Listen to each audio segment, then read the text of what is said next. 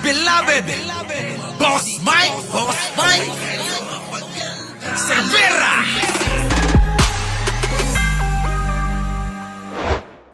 Yung naging friends ni Speaker Martin Romualdez. Sa mga nagsasabi, bakit ba kinukonekta mo kay Saldico?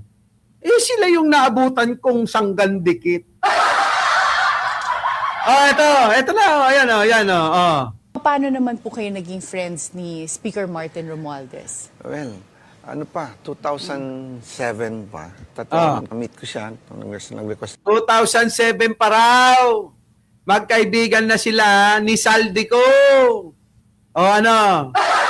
Sa mga nagsasabi dyan na hindi close, si Saldico at saka sino, Martin Romualdez, ay nabola na naman kayo ng mga vlogger na pinanood nyo. Magtropa na, matagal na itong dalawa, nakawatan. Bakit? Ayan. Anong kwento? Meeting sa Manila Golf. During that time, hindi ko naman alam yung Manila Golf. Naka-chinelas lang ako, saka naka-t-shirt. Binilan niya pa ako ng damit doon sa golf with collar and yung sapatos, golf shoes, may spike. So, para makapasok ka sa Manila Golf. Right Sa then mga- and there ka niya binilihan ng damit. Kasi hindi naman niya sinabi na kaya niya ako binibilhan dahil hindi ka pwede pumasok. Sabi ko, bait-bait naman ito. Riniregaluhan ka agad. So doon, kwentuhan kami. Sabi ko, ikaw yung nakikwento ni Senator Joker sa akin, Martin Romualdez. So, right there and there, we have been very good Tagal friends. na. Since this is back in 2007. 2007. Tagal na po Okay. kayong magkaibigan. Kaibigan. Kita nyo, tagal na nilang magkaibigan. Halos 2 dekada. Ang mga edad pa nila noon, madalas pang bumengbang yung mga yan. Di ba? Ngayon, tumanda na. Si Martin, nasa 60 plus na. Si Martin noon, mga nasa 40 lang. Malakas pa bumengbang yun noon. I never dream of it. Hindi mo iningi. Hindi na ko maging iningi. committee on despite your friendship with the Speaker. Yeah, hindi ko hiningi. Nagalit pa siya sa akin after election kasi sabi, ikaw mag-chairman. Sabi niya. Hindi ko, gumaganon ako. In front of friends, gumaganon ako. Hindi ko So, every time he introduced me na yan ang magiging next apro, hindi ko sinasagot. Tumatabingi yung mukha ko. Up to the point, sabi niya, alam mo, pag hindi mo yan kinuha, maraming kukuha niyan. Hindi ba? 2007 tayo nagkakilala. I told you if I became a speaker, I'll make you chairman of opposition. Kita nyo? Diba? Ginawa siyang chairman nung isang katungkulan dyan sa Kongreso na dumadaan lahat yung proyekto. Si Martin mismo ang naglagay sa kanya dyan. Tapos siya sabihin, walang alam si Martin. Kininayo. Kininayo! Si Martin lang ma-quit dyan, bandang huli, sa huli, dides pa rin, at kulto, lahat yan. Nabik, di ba nung araw, si Nabik, ayaw maniwala na may ebidensya, Di ba? Nung araw, ayaw mong maniwalang may ebidensya ako, Hanggang sa paunti-unti na, naniniwala ka ba na ipapakulong si Martin? Malapit na. Antayin mo, makukulong si Martin. Kaya nga ako'y pumupusta, Paano ko nalaman yan? Sabi sa akin ni Manong Bongbong. Sabi ni Manong Bongbong, Boss Mike, okay na nata kasinsing ko, ipakulong ko. Sabi niya sa akin nung nakaraan, nanaginip ako. Panaginip, sabi ni Manong Bongbong apay ipakulong mo. Bakit mo ipapakulong ang pinsan mo? Kininanata, agtatakaw, hayop na yan, magnanakaw yan! Sabi ni Manong Bongbong yun sa panaginip ko!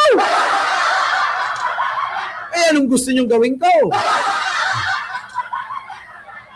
Sasabihin ko, si Martin Romualdez, kung wala yan, matagal nang mawala yan si President Bongbong Marcos.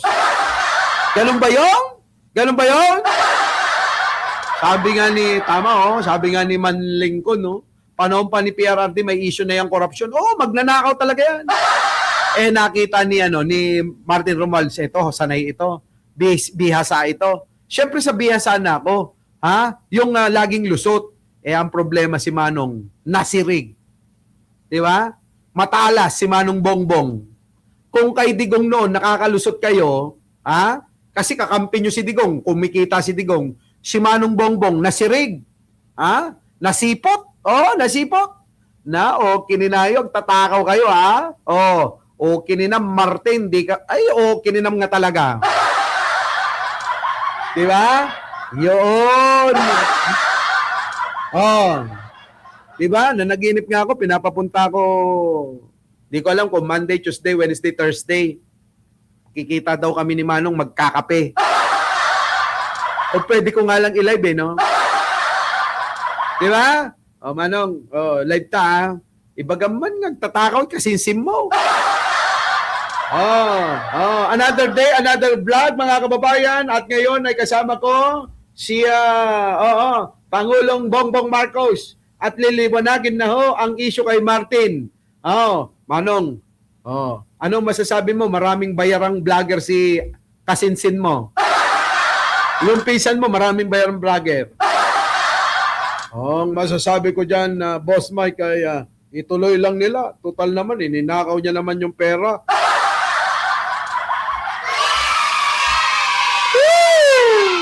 Di ba? Ay, nako. Paano sana all may nagyaya ng magkape. Si gusto niyo sumama? Wag na.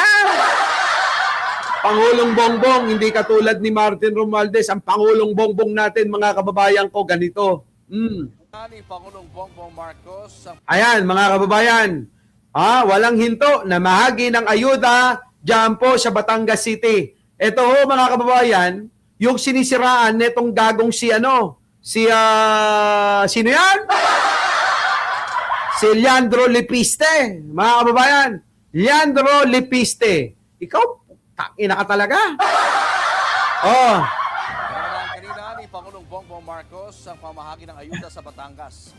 Kasama niya roon si Executive Secretary Ralph Recto na may sagot sa mga nangiintriga sa kalusugan ng Pangulo. Nasa frontline na balitang yan si Maricel Halili.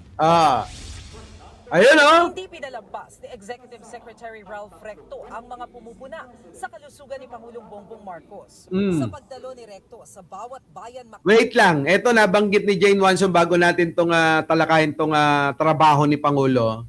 Sabi niya rito, Jane Wanson, kaya pala hindi maipinta mga mukha nila na magsalita ang Pangulo na mahiya naman kayo. Kung kayo matagal na sa channel ko, sa mga matatagal na sa channel ko, noon pa nagparamdam na ako. Anong sabi ko noon? Putik na lang, buti na lang hindi nasunog yung mga nasa likuran. Naalala nyo yun? Naalala nyo yun? Naalala nyo yun? Yung sinabi ko, nung nagso na si Pangulo na, mahiya naman kayo. Yung mga ganon, yung may guni-guni daw na mga proyekto. Diba? Ano sabi ni Pangulo noon? Mahiya naman kayo. Diba? Ano sinabi ko? Sabi ko, buti na lang, hindi nasunog yung mga nasa likuran. Kasi noon pa, alam ko na yan. Ganyan talaga yan. Kaya lang, syempre, mga Martinico.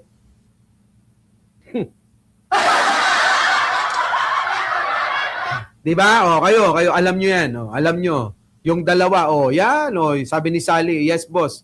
Nung SONA, yan, ni Sir Nida San Martino. Boss Mike, naalala ko yun. Kasi alam ko na nga itong si Martin tsaka si Chis Escudero. Ito talaga yung mga nililito lang nila yung away-away kunyari. Away sila kunyari, nagtuturoan sila kunyari. Nililito lang nila yung taong bayan. Pero magkasabwat talaga sila.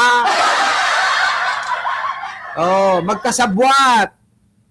Noon na mga kababayan, nag-umpisa na tayo na inuutay-utay na nating birahin si Martin Romualdez.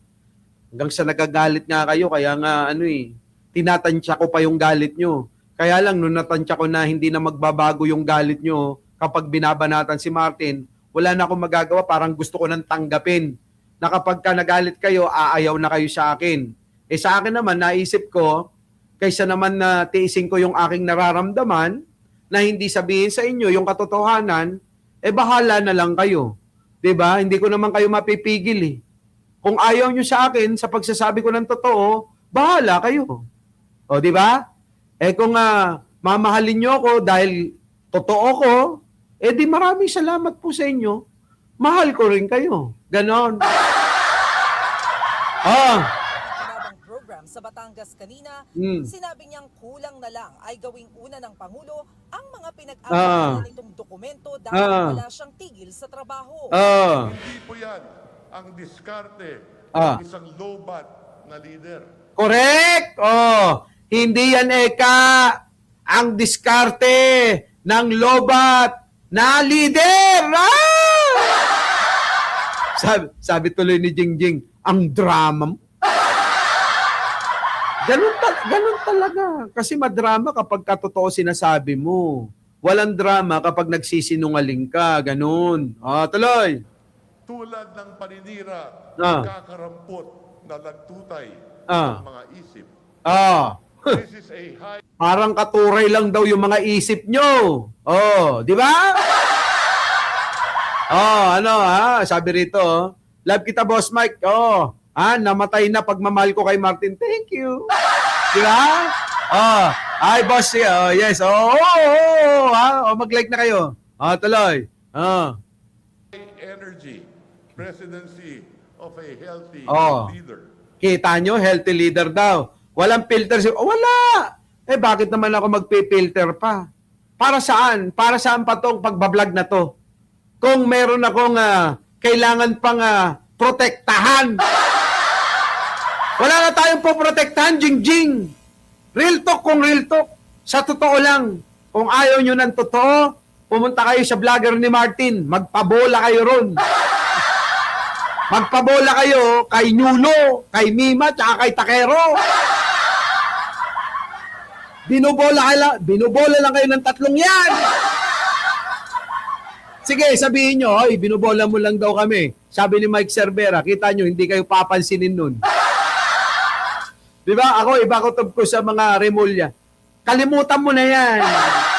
Kalimutan mo yung kutob na yan, Jenny Ramos. Hindi pa tayo loyalista. Ang pamilya ng mga remulya, loyalista na. Thank you, Aurora. Palangga ko kayo, bo. Eto na, tuloy na. Walang wheelchair, walang tungkod, at hindi uugod-ugod. Correct. Walang wheelchair, walang tungkod, at hindi uugod-ugod. Si Manong Bongbong natin. Diba, Jingjing? Yan ba yung may sakit? Yan ba yung naratay? Yan ba yung may stage 4 cancer? Trabaho ng trabaho para sa mga Pilipino? Samantalang yung putang inang Sara, hayop!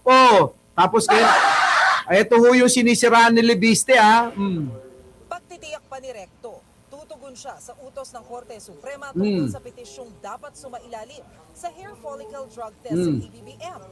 Isa publiko ang medical bulletin nito. Kasama si Recto sa mga pinagsusumite ng komento. Nakita naman ninyo, kayo, Malacanang press for kayo. Hindi nga ninyo kaya sumabay sa Pangulo pag siya tumatakbo. Hindi nyo nga kayang sabayan si Pangulo sa lakas ng katawan eh. Di ba? Di ba? Emilia Larcon. Hindi nyo nga kaya, Elena Mercado eh.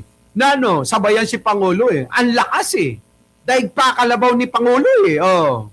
Pero sir, can you give us... Ito kanina, nakikita naman ninyo ang schedule ng Pangulo. Ilang beses nagpakitang gilas ang Pangulo sa publiko. Oh. Tunayang malakas siya at walang sakit. Kasama ni Recto sa Batangas kanina ang asawang si Batangas Governor Vilma Santos at si Pangulong Marcos. Nanguna sa pamamahagi ng ayuda. Ayan, mga kababayan, ayaw na ayaw nung si Libiste. Pukin ang inang yan. Gusto pala tumakbo. Gusto palang tumakbo ni Libiste na gobernador. Kaya ito'y sinisiraan ho ngayon. Mga kababayan Ito ho di ba natalakay na natin? Kahapon yata yon. Yung sinisiraan niya yung proyekto ni Pangulong Bongbong Marcos ito. Sinasabi na galit daw kay Vilma Santos ang mga kapitan. Ang putak talaga. Ayan bago na naman Bago na naman opisyal na pahayag. Mga kababayan, ito na. Opisyal na pahayag. board member Fernando Ricaport. Isa pong kasinungalingan ang pahayag ni Kong Leandro Libiste na ako ay may sinabihan na hindi sila pwedeng makakuha ng SCPF program ng Pangulo dahil tampo si Governor Vilma Santos Recto. Pinost na ho, mga kababayan, yung ito rin yung sinend ko sa inyo eh. Ito rin yung i-message sa akin sa text, Ang katotohanan dito ay may mga kapitan mula sa unang distrito ang humingi ng paumanhin dahil tinakot dumalo ng kanilang congressman si Leandro Libiste. Lingid sa kaalaman ni Congressman Leandro Libiste, na badiday, kahit sila ay pinigilan dumalo. Tumulong pa din po ang opisina natin upang maproseso ang kanilang mga dokumento sa opisina ng ating Pangulo. Ako po ay nakikiusap na sana po huwag ipitin o gamitin sa pamumulitika ang mga kapwa ko kapitan. Cap Fernan Recaport, ABC President, Province of Batangas. Kita nyo ho? Ang ABC President na ho, mismo ang nagsabi, isa pong kasinungalingan ang pahayag ni Leandro Libiste na badiday. Ayan po si ABC President, Kapitan Fernan Rocaport. Grabe si Grabe si Libiste, Antindi ni Libiste, tangina mo. Tumutulong na ang Pangulo, tumutulong na ang Vilma Santos, tumutulong na ang Ralph Recto para makatulong sa mga kababayan natin. Putang ina mo. Ginagawa mo pa ng isyong hayop ka. Di ba dapat tulong-tulong kasi ang makikinabang taong bayan para sa tao, pero ginagawa mo pa ng intriga, hayop ka. Manang-mana ka kay Sara, putang ina yung dalawa. Diba? Isipin nyo ho, mga kababayan, kung hindi ba naman putang inan to. Para sa taong bayan, sana wag nyo nang haluan ng politika. Sana, Libiste, putang ina mo, manahimik ka na. Kung hindi mo kayang tapatan yung ginagawa ni Pangulong Bongbong, tumulong ka na lang, ganon. Diba? Tumulong ka na lang. Makipag-cooperate ka na lang. Hindi yung gagawa ka ng eksena, gagawa ka ng intriga, at sisiraan mo kung sino-sino para maiangat mo yung sarili mo. Putang ina mo.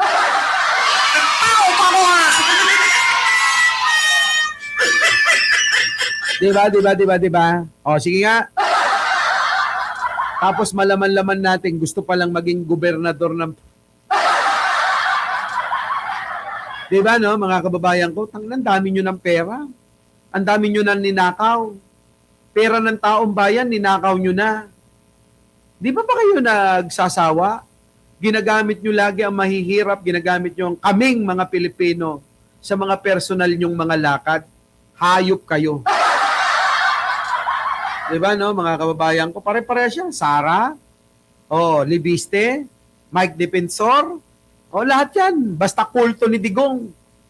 Mga putang ina yan. Diba? Bahala na kayo. Wala eh. Sabi rito, mura ka ng mura. DDS ganyan, diba? Ulitin ko lang, bakit ako mura ng mura? Kailangan natin silang kausapin ng lengguwahe nila. Kung paano sila magsalita para maintindihan nila tayo. Anong gagawin natin? Kung nagmumura sila, ganun din ang gawin natin para mapansin nila yung sinasabi natin. Kasi kung ang gagawin ko rito, habang minumura ang lahat, Pangulong Bongbong at mga kasama na mga tumutulong sa taong bayan, murahin nila, at ang gagawin ko rito, praise the Lord, hallelujah, amen. Purihin ng Diyos, huwag po tayong maniwala sa mga sinasabi nila, amen. Sa palagay nyo, mapapansin tayo ng mga yan? Hindi ho, maniwala kayo. Kahit lunukin pa ni Roque yung itlog niya, maniwala kayo, hindi tayo papansinin. Oh, di ba? Kapag sila pwedeng magmura, tayo hindi.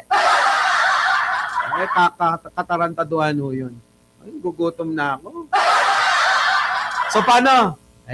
Break muna tayo, ha? Kakain muna tayo. Bahala na kayo, ha? Bahala na kayo! Basta ako, alam nyo naman, pag nagmura ako, cute pa rin ako. Ang problema, yung mga nagmumura sa kabila, pag nagmura sila, mukha silang demonyo. Tayo, pag nagmura, parang anghel na nagmumura sa harapan nyo. Di ba, no? Di ba? Uy, yung daw. O, sige na. Puta, gutom na ako. Alicia Doron, bakit ngayon mo lang ipinaalala yan? Daho ang isang cabinet secretary na bayaran ng China. Lagi nyo siyang nakikita sa harap ng camera. Akala nyo ang itsura, kabait-bait niya. Pero mga kababayan, may tinatago pala. Ang tinatago, makapili pala. Mga kababayan ko, kilala nyo siya. Siya po ay dating nandoon saan sa isang ahensya na nalipat sa ahensya na niya ngayon. Kung saan, mga kababayan, oo, piling ng iba, napakasipag, piling ng iba, akala nyo ito totoo, pero bayaran ng China. O, kilala nyo na. Kung sino, kilala nyo na. Cabinet Secretary ito, ha? Cabinet Secretary ito. Cabinet Secretary. Sino ito? Diba? Sino? Cabinet Secretary ito, ha? Lalaki. Ayan, lalaki ito, lalaki, ha? Lalaki. Marami na naman magagalit na Martinico sa akin. Marami na naman, Andong, Janet B. Andong, marami na naman na na magagalit sa akin Martinico. Bakit? Pinagtatanggol din nila ito.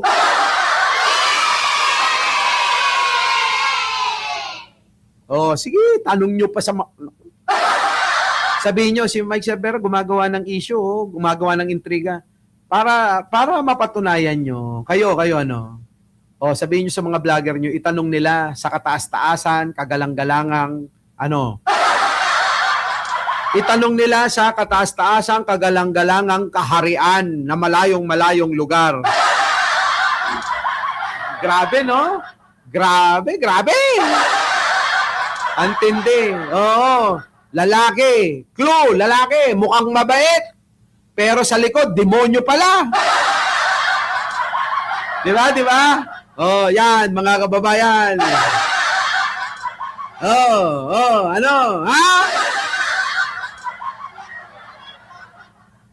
Dali. May O sa pangalan.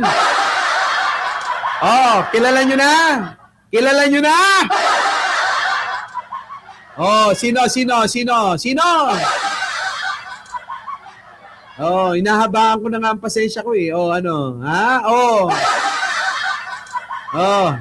May O ito ha, may O. Medyo namumuti na yung buhok niya, putang ina niya. Maraming salamat po sa inyo lahat. Our beloved Boss Mike Cervera.